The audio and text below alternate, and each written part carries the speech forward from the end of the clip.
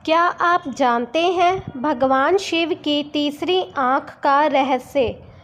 ये बात तो सब जानते ही हैं कि भगवान शिव को कई नामों से पुकारा जाता है।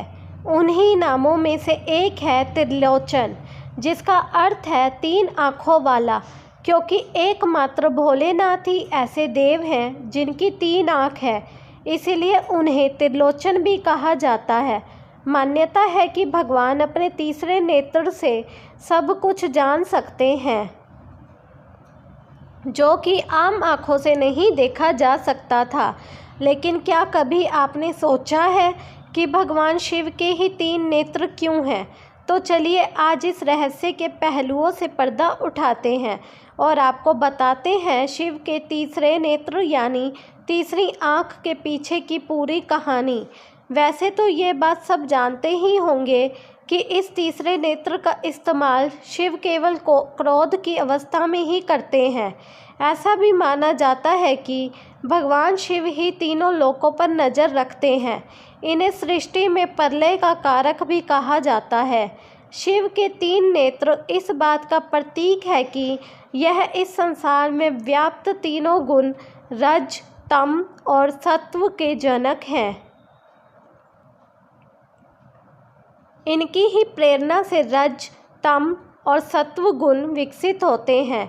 भगवान शिव की तीसरी आँख उनका कोई अतिरिक्त अंग नहीं है, बल्कि ये दिव्य दृष्टि का प्रतीक है। ये दृष्टि आत्मज्ञान के लिए बेहद जरूरी बताई जाती है। शिवजी जी के पास ऐसी दिव्य दृष्टि का होना कोई अचरज की बात नहीं है। महादेव की छवि उनकी तीसरी आँख की ओर भी ज़्यादा प्रभावशाली बनाती है। शिवजी की तीसरी आँख के रहस्य में कई सारी कथाएं प्रचलित हैं, लेकिन इस संदर्भ में एक ऐसी कथा प्रचलित है जिसका जिक्र अक्सर किया जाता है। यह कथा है कामदेव की तीसरी आँख से भस्म कर देने की कथा।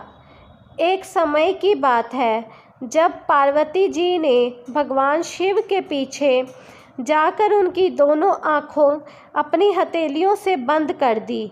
इससे सारे संसार में अंधकार छा गया, क्योंकि माना जाता है कि भगवान शिव की एक आँख सूर्य है और दूसरी चंद्रमा। अंधकार होते ही समस्त संसार में हाहाकार मच गया। तब भोलेनाथ ने तुरंत अपने माथे से अग्नि निकालकर पूरी दुनिया में रोशनी फैला दी। रोशनी इतनी तेज थी कि इससे पूरा हिमालय जलने लगा। ये देखकर माँ पार्वती घबरा गई और तुरंत अपनी हथेलियाँ शिव की आँखों से हटा दी।